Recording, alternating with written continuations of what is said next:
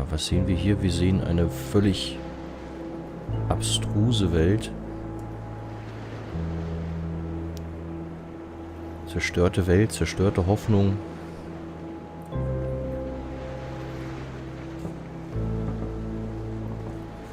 So,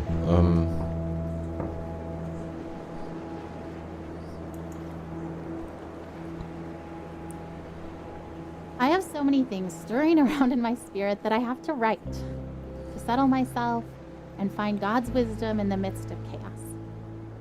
I'm scared I won't be strong enough to face the things we might have to face in the coming weeks and months. But then I remember how much grace God gave us to walk out everything we've already faced.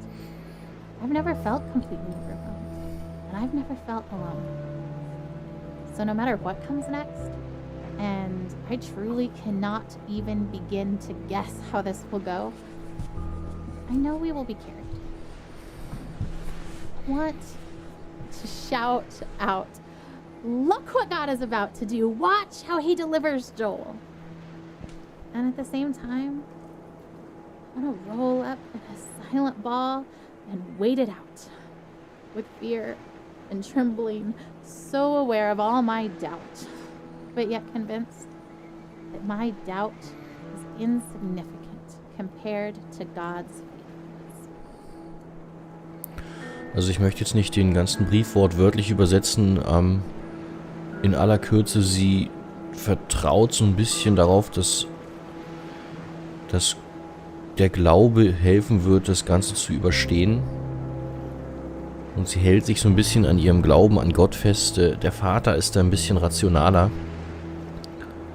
Er glaubt nicht wirklich an Wunder, glaubt nicht wirklich daran, dass Gott hier noch helfen kann. Guys, are you ready for bed? Joel, lay down. Okay. Should we do a song? Sure. Okay, big boys, why don't you come in here and we'll sing the littles a lullaby. I'm tired. I know, it's bedtime. Ugh, okay. Oh, Elijah, lay down. Babe, did you even check in his mouth? Joel, no. Joel has chicken stuffed in his cheeks from dinner. Get it out, that is so disgusting. Been in there for the last 2 hours. Oh. Okay, hold on, I'm trying. Joel, ouch! Stop! Did he just bite you? Yeah, I think he like just put too much in his mouth so he can't. He was just saving it for later, babe.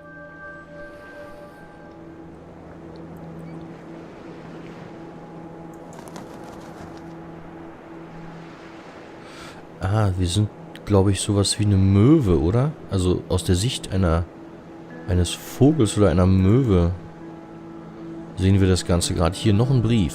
Dear Eli, I feel nothing but pride for the way you battled cancer. I remember the way you learned to ride your tricycle down the hospital hallway instead of down the sidewalk like other 3-year-olds. It was hard for me to pray to God, thy will be done, when I really just wanted so desperately for him to heal you. In the 4.5 years that you dealt with harsh treatments, only once did you ask why God let you get cancer.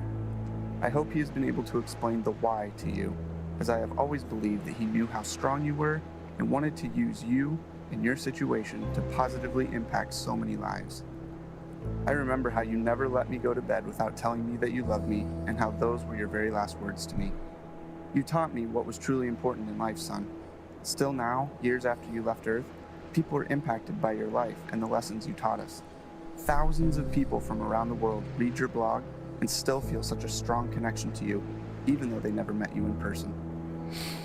Ich schätze mal, das war ein Brief, den der Vater im Zuge dieses schweren Verlusts bekommen hat von jemandem, der den Blog gelesen hat. Und der Brief kommt von jemandem, der ihm gesagt hat, wie viele Menschen er positiv beeinflusst hat und wie viele Menschen er beeindruckt hat durch den Kampf gegen diesen Krebs und durch das Schicksal und dadurch halt vielen Menschen Mut gemacht hat. So verstehe ich den Brief jetzt. Dadurch, dass er so öffentlich damit umgegangen ist und so offen damit umgegangen ist. So, how long will we be in California?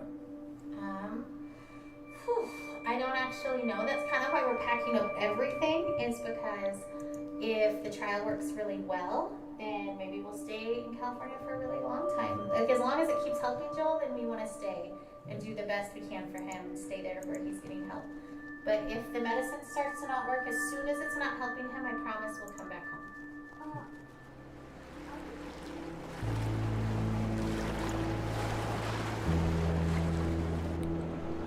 We've been through so much already.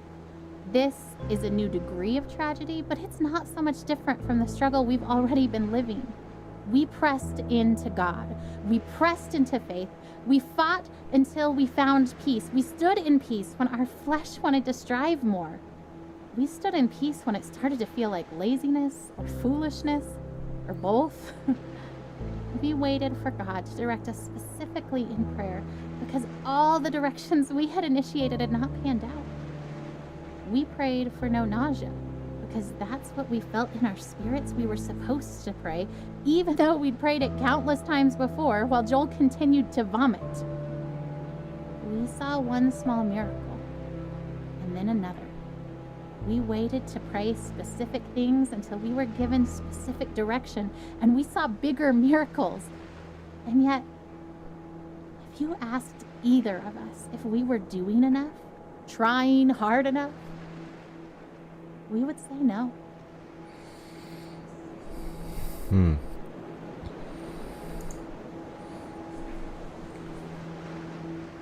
I remember the day I was diagnosed. I remember the hallucinations from the high fever of 5-year-old's nightmares. I remember my mother silently weeping in the doctor's office. I remember friends and family gathered around my hospital bed in prayer. I remember the 2-hour ambulance ride to St. Jude where they could better care for me. I remember the 2.5 years of weekly chemo treatments, the numerous lumbar punctures and bone marrow aspirates. I remember Doctors Bell, Dahl, and Kalwinsky, nurses Jean, Judy, and Dale, Miss Chris in social work, Darlene in travel, all part of the team that cared for me. I am a walking memorial to their successes. I remember the other patients I'd see each time I went to the hospital for chemo. I remember when some stopped coming. I knew what that meant. I remember the years of summer camp for children with cancer, children like me. I remember their laughter and the midnight talks of fears and joys, normal kid stuff. Some less so. I remember when some stopped coming. I knew what that meant. But I remember them. I am, and other survivors are, memorials to those who lost their fights. Das ist ein Brief gewesen von einer anderen Krebspatientin, die sich daran erinnert, wie ihre eigene Therapie war, die sich an jeden, der dabei war, erinnert, an die Ärzte, an die Schwestern, an die Sozialarbeiter und auch an die Sommercamps mit anderen krebskranken Kindern. Expectation is so maddening sometimes. You know what she wrote on the eve of Joel's first surgery? The one back in January when we first found the tumor? I seriously feel like a kid on Christmas Eve. I'm pleading for God to spare his life, and I'm tempted to despair because self-inspection leads me to conclude I shouldn't expect much of anything. And yet my wife is expecting a surprise party from the Lord, replete with presents and supernatural miracles. I envy her.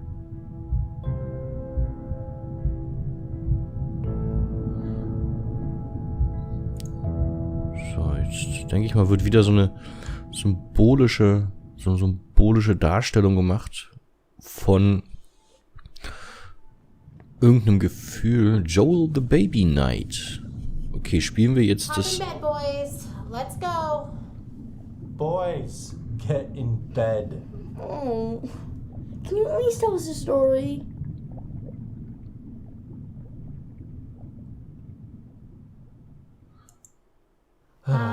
Sure.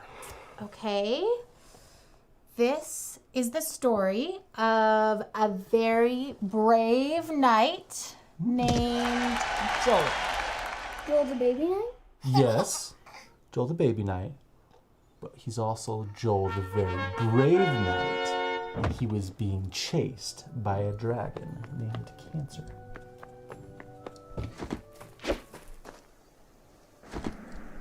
Because of his tumor? Mm-hmm. Where does the dragon live? In a forest. Is the dragon big? Very big. Does the dragon breathe fire? So much fire, you guys. Okay, ich schätze mal, das hier soll jetzt so ein bisschen symbolisch für den Kampf von Joel gegen den Krebs stehen. Und der Drache ist quasi der Krebs.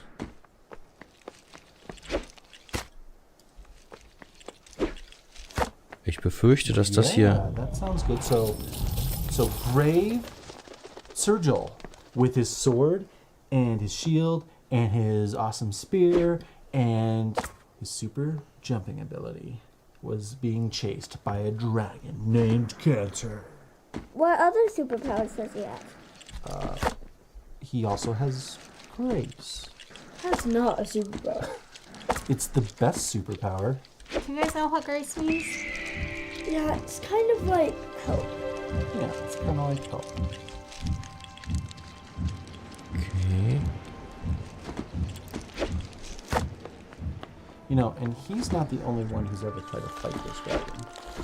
Some very brave knights have fought this dragon and lost. And some are able to drive the dragon off, and they can go home, and they can quit fighting for a while. And the kingdom is safe. Joel's been fighting this dragon for a long time, huh? A long time. But Joel found a nice empty cave where he could rest.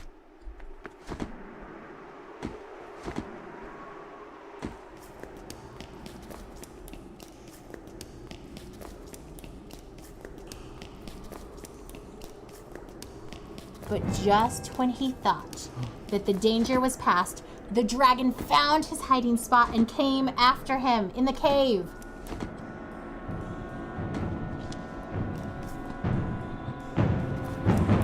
That dragon's going to kill Joel. Joel's going to lose. Why do you say that? Because Joel is just a baby. Babies can't kill dragons. You're right. A baby can't kill a dragon.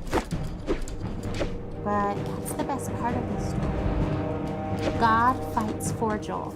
So he fights that dragon Cancer right with Joel. And we know that God can win even if Joel can't. That's grace.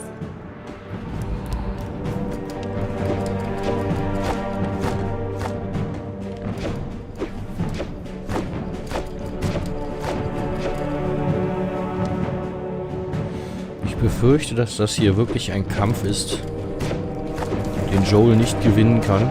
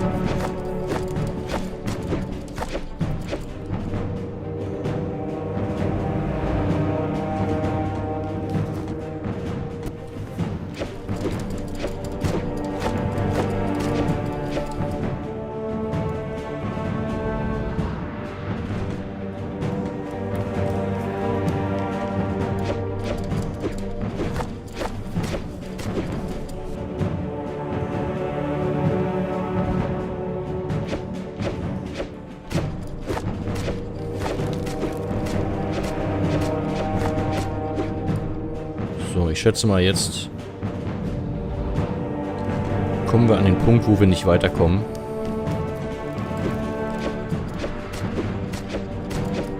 Denn der Drache verliert leider keine Energie mehr.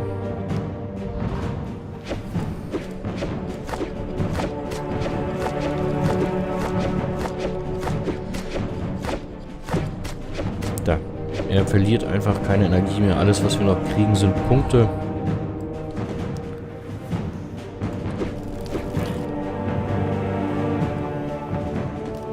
Well, what about Tim? He died from cancer. Wasn't God fighting for him? Didn't he have this? Und jetzt kämpft der Vater für seinen Sohn weiter. Tim fought so well. So brave and so strong. God let him rest. Aber auch der kann Dragon won because Tim died. nichts mehr für seinen Sohn You know tun. that Tim's in heaven and that he's with God and that God is so proud of him. So maybe for Tim getting to be done fighting monsters. Ah, das ist echt tricky hier.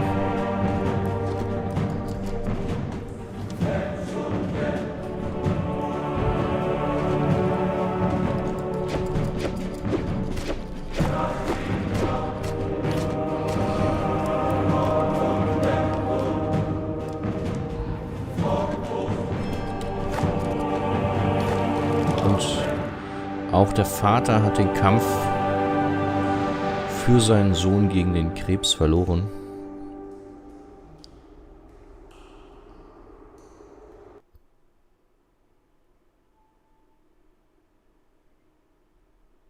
Puh, also Freunde, das ist echt drowning. Ertrinken. Also das ist echt ein ganz seltsames Gefühl, dieses Spiel.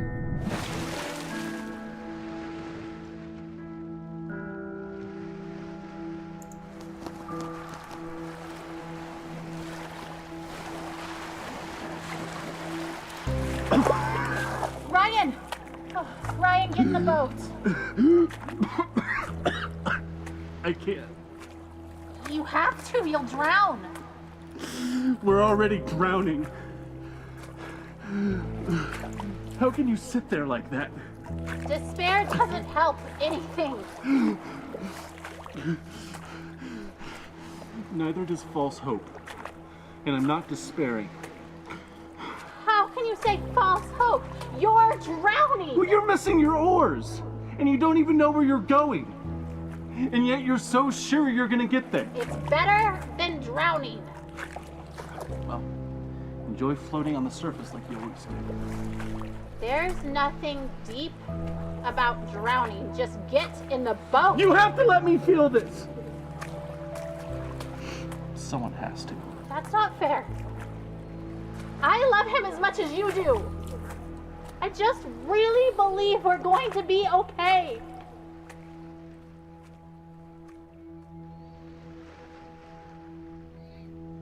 Ist auch ein Streit zwischen den beiden. Sie glaubt immer noch so ein bisschen an ein Wunder und er nicht wirklich. Betitelt es als falsche Hoffnung. Dear Mr. Barnett, I'm not sure if this letter will get to you. However, I felt the need to write to you in your company. My daughter recently passed away after a long battle with cancer, and she was only 14 years old. In our short time with her, we saw her transformed from our wonderful little girl into a sickly child who spent far too many days in her bed full of pain. And we worried that we would never see her happy again. Well, the hospital gave her access to a computer, and she found her way to your game. I'm unsure really what it is, but from the day that she began playing Legends of Terrace, our daughter changed. She sat up, she was excited, she smiled again. She told us all these stories about what she was doing in the lands, all the things she wanted to do in real life but was too sick to try. She swam in the ocean, rode a horse, she had birthdays, bought a house, and she went on adventures with these new friends from all over the world. I don't know how to explain the happiness that it brought to us. For a short while, our daughter returned to us. She'd regained the wonder and an optimism that the illness had taken from her. She talked about strange lands that you had made, the creatures, magical things, and adventures she went on. She lost her battle for life, but you helped bring our daughter back for a short time. And for that, We're eternally thankful. Sincerely, Julie. Okay, das war ein Brief von einer Mutter, die ihre Tochter nach einem langen Kampf von einer Mutter, die ihre Tochter nach einem langen Kampf gegen den Krebs verloren hat.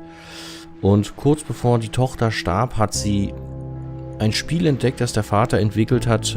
Der war halt schon vorher Programmierer. Das muss man dazu wissen.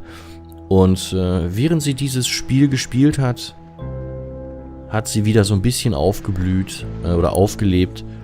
Und dafür danken die Eltern oder dankt diese Julie, die den Brief geschrieben hat, dem Vater. Muss ich jetzt hier alle Briefe lesen? Nee, wa? Weil das könnte sonst hier ein bisschen sehr lang werden.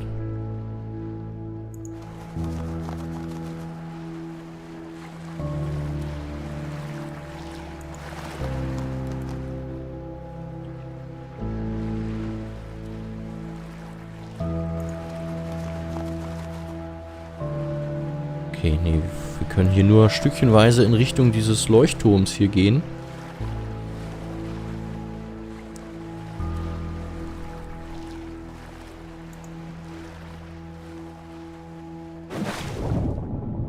Und wieder geht's in den Ozean.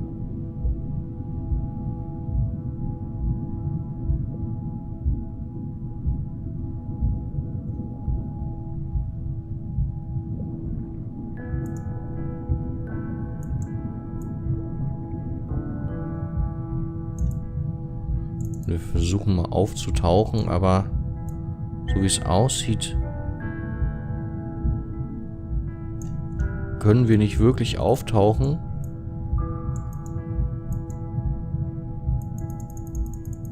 Oder? Ich versuch's mal. Doch, irgendwas passiert jetzt.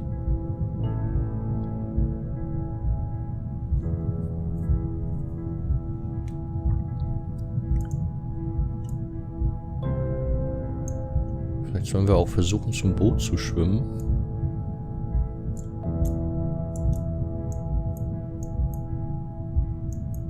Es ist eine ganz komische Steuerung hier gerade.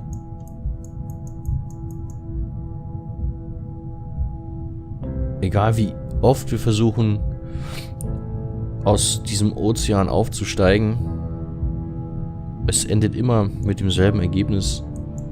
Wir kommen nicht aus diesem Ozean raus. Wir sind quasi verloren in diesem Ozean. Verloren in diesem verzweifelten Kampf.